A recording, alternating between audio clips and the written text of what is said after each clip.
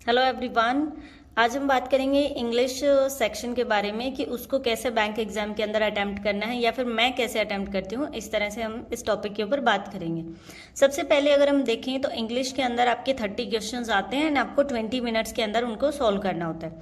सबसे पहले मैं क्या चीज़ अटेम्प्ट करती हूँ, मैं करती हूँ रीडिंग कॉम्प्रिहेंशन RC। अगर हम देखें इसके अंदर क्या क्या पोर्शन अगर आपको दे रखा है, 1 to 5 क्वेश्चन है आपके एरर डिटेक्शन के, ठीक है।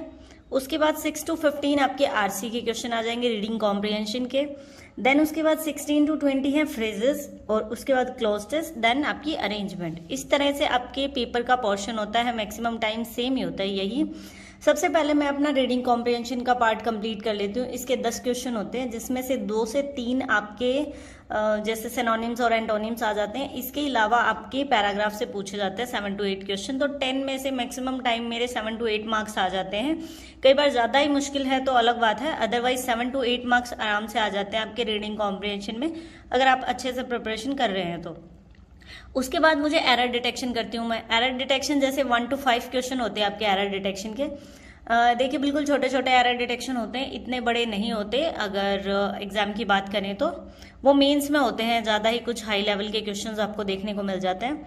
देन सबसे पहले RC अटेम्प्ट किया, उसके बाद आपके एरर डिटेक्शन। उसमें क्या होता है कि RC का पोर्शन अगर हम जल्दी कर लेते हैं, मान लीजिए कि 20 मिनट है तो 7 to 8 मिनट या 9 मिनट लग के हमारा RC सोल्व कर लिया, अगर थोड़ा डिफिकल्ट है तो। उसके बाद इन चीज़ों में अगर आपकी प्रैक्टिस है तो काफ़ी आसानी से हो जाएंगे। जैसे एरर डिटेक्शन, अगर आपको सारे रूल्स एंड वगैरह आते हैं तो आप 2 से 3 मिनट में एरर डिटेक्शन आराम से कर लोगे, ठीक है। उसके बाद आती हैं जैसे फ्रेजेस। हम 16 नंबर क्वेश्चन पे देखें तो आपकी जैसे ये फ्रेजेस हैं, ये इन्होंने लिख रखा है, इसको या तो आप चेंज कर दो, मतलब इनके अकॉर्डिंग जो भी एरर है आप इनमें से कुछ भी चूज कर सकते हो। आप फिर इस पे जा सकते हैं और मैं ये सोल्व करती हूँ। देन फिर क्लोज टेस्ट, अगर मेरे को इजी लग रहा है तो मैं सोल्व करती हूँ, अदरवाइज क्लोज टेस्ट के अंदर ज़्यादा मुश्किल क्वेश्चन होते हैं, मतलब ऐसे वर्ड दे रखे हैं जिनका मुझे मीनिंग ही नहीं पता, तो मैं नहीं अटेम्प्ट करती, बिकॉज नेगेटिव मार्किंग में भी आपके मार्क्स चले जाते हैं। जैसे ये तो ईजी है तो इस तरह का हम अटेम्प्ट कर सकते हैं। उसके बाद आपका ये पोर्शन आता है। देखिए इसके अंदर क्या है, आपको 5 लाइनें दे रखी हैं, इसको एक पैराग्राफ की फॉर्म में आपको अरेंज करना है, मतलब फर्स्ट लाइन कौन सी होगी, सेकंड, थर्ड। तो ये इसमें तो थोड़ा इजी दे रखा है, लेकिन एग्जाम में इतना इजी नहीं आता, थोड़ा डिफिकल्ट आता है। तो देन फिर लास्ट में ये अटेम्प्ट करती हूँ। कई बार क्या होता है कि एग्जाम के अंदर जैसे ये छोटा ही पैराग्राफ दे रखा है लेकिन बड़ा आता है एग्जाम में। एक इस तरह के क्वेश्चन आते हैं जिसमें एक लाइन के अंदर 5 to 6 ऐसे छोटे छोटे लिखे होते हैं वर्ड्स, या फिर आप लाइन देखिए, उसको छोटा सा पैराग्राफ बनाना होता है आपका, जैसे वंस देयर वाज ए, मतलब इस टाइप का सा। तो उसके भी कई बार 5 क्वेश्चन आ जाते हैं। जैसे इसमें तो इन्होंने कंबाइन दे दिया एक, कि आपको एक बार अरेंज करना है ना, आप 5 के 5 क्वेश्चन अटेम्प्ट कर सकते हैं।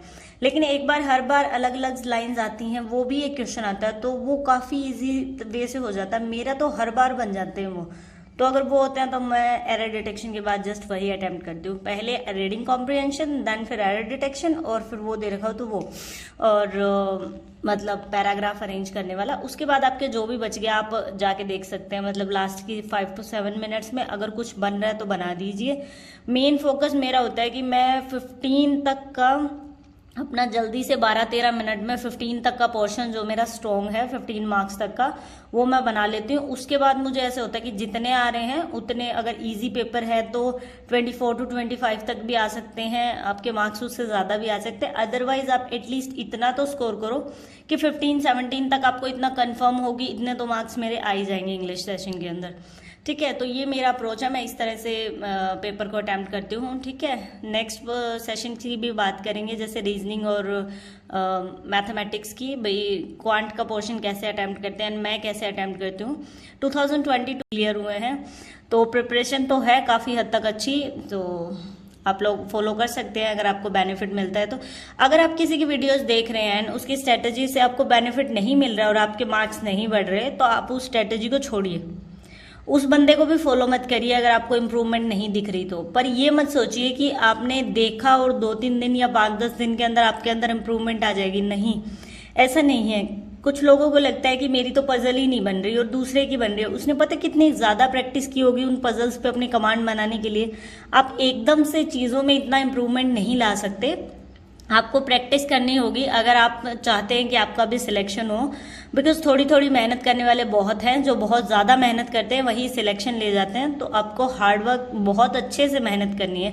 ऐसा नहीं है कि आप जस्ट दिन में 1 घंटा पढ़ा, 2 घंटा पढ़ा और ऐसे करके आपने टाइम वेस्ट कर रहे हैं, लास्ट में बोल रहे हैं कि सिलेक्शन नहीं हो रहा।